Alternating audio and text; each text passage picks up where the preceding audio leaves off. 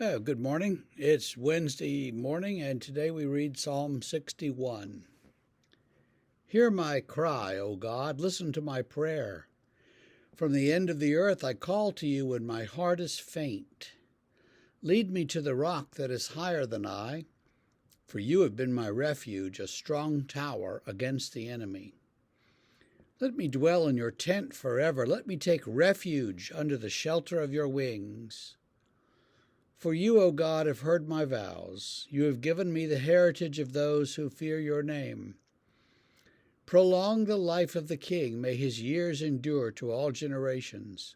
May he be enthroned forever before God. Appoint steadfast love and faithfulness to watch over him. So will I ever sing praise to your name as I perform my vows day after day.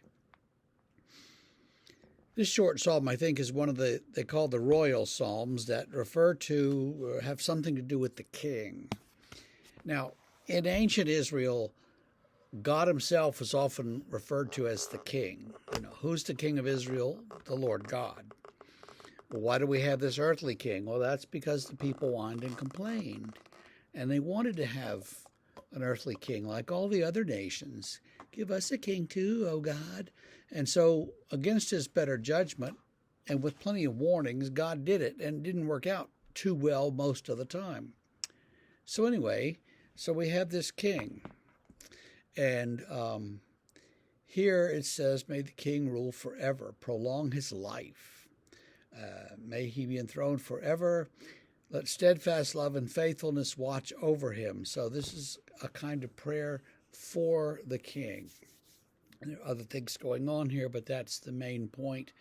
And the psalm is only about 8 verses, and so really that's about all that it has time to say.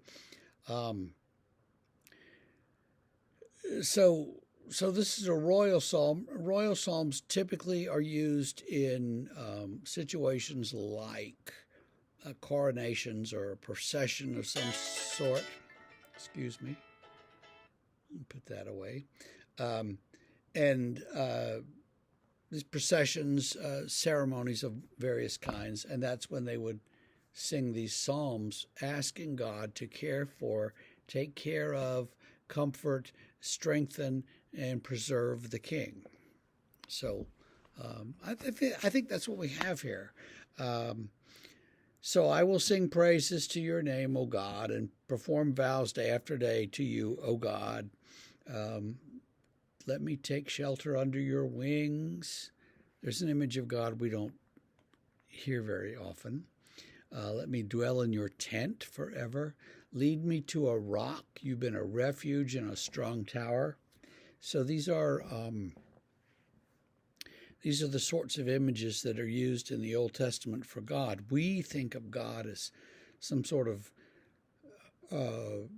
being, some sort of old man up there or something, but here we have all these other images that God has wings, and God is like a tower. God is like a place of safety and strength, which is not something that I'm not saying we don't need that, but that's not how we think of God most of the time.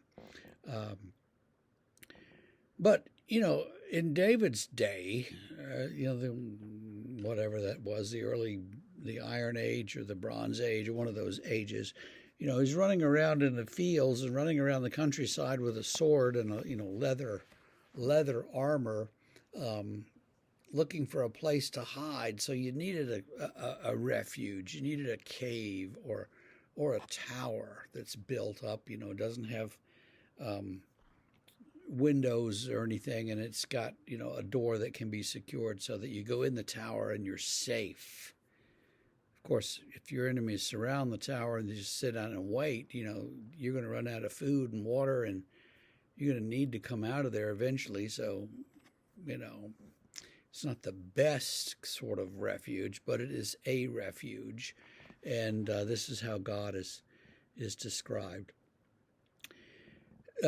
So listen to me, God, when my heart is faint. So that's most of us most of the time. Our hearts are faint. We need to hear God. We need to listen. We need to pay attention. we need to see what he's leading us to. So that's Psalm 61. What does that mean for your life today? Well, think of God as your king. Think of God as the one who gives direction and who provides safety. We don't have a king. We've never had a king, and we have a government that provides safety and in some sense gives us direction, but not too specific directions. Just sort of sets the boundaries for our lives and our endeavor, and that's what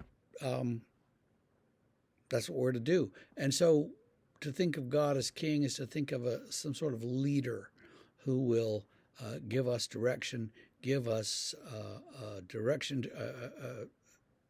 a place to go, work to do, and strength to do it. And that's where I think we find these psalms helpful. Okay, well, we'll see you tomorrow. Have a great day, and hope you do have a good day.